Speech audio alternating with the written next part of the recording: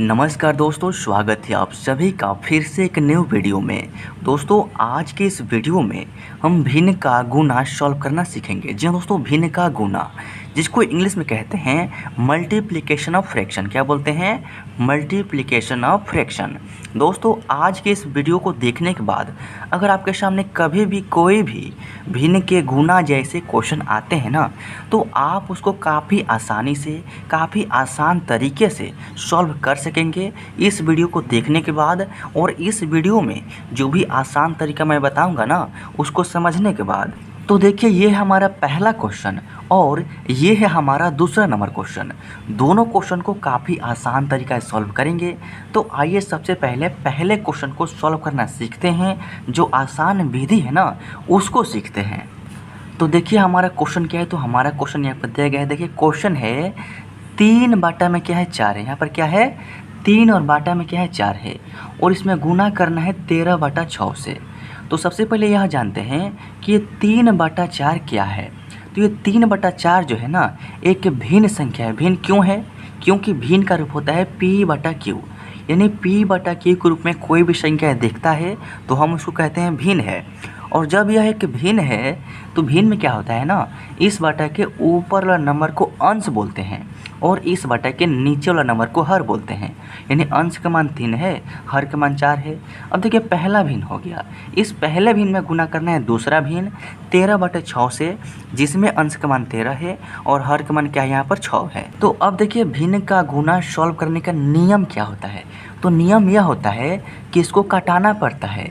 कटाते कैसे हैं? कटाने का नियम होता है कि यदि ये संख्याएं ऊपर नीचे कट रहा है तो हम ऊपर नीचे कटाएंगे, और नहीं तो नियम होता है कि इसको तिरछा तिरछी कटाना है। यानी ये वाला संख्या से तिरछा तिरछी आपको इस संख्या को कटाना है और इस संख्या से आपको इस संख्या को कटाना है।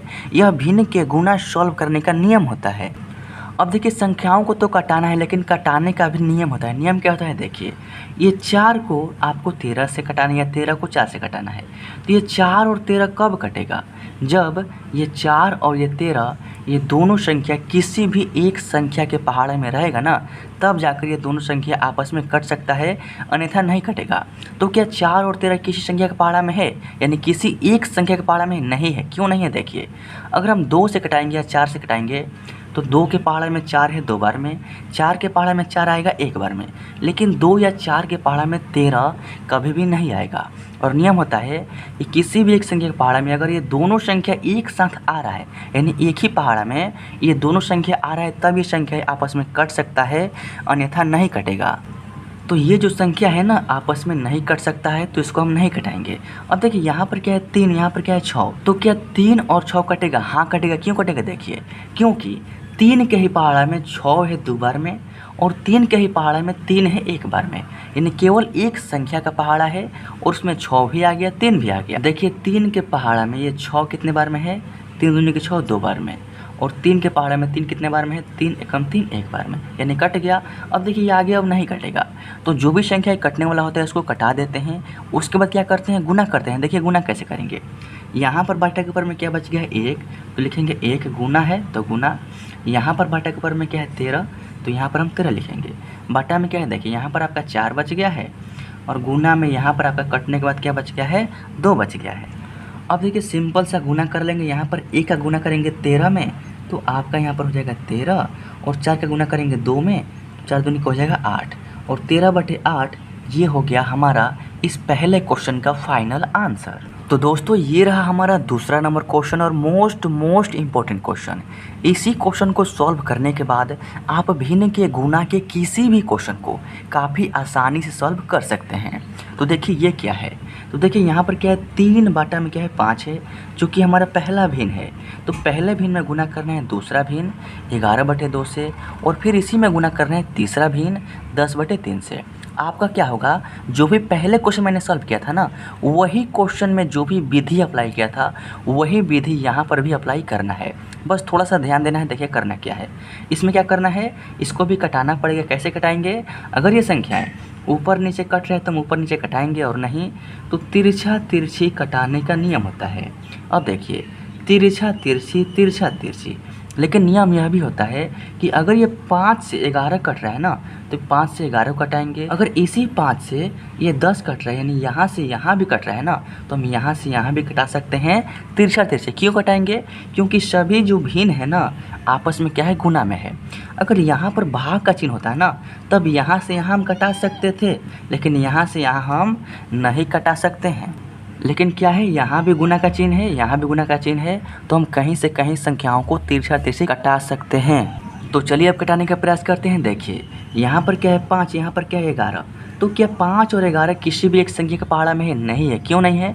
क्योंकि देखिए 5 के पहाड़ा में 5 है एक बार में, और 5 के पहाड़ा में 11 कभी भी नहीं आएगा।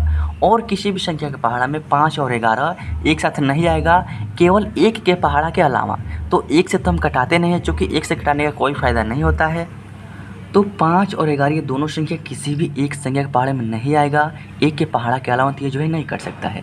अब देखिए 5 से ये 10 कटेगा। क्यों कटेगा? क्योंकि देखिए 5 के पहाड़े में 5 है एक बार में, और 5 के ही पहाड़ा में 10 है, 5 दूनी के 10 दो बार में कट गया ना।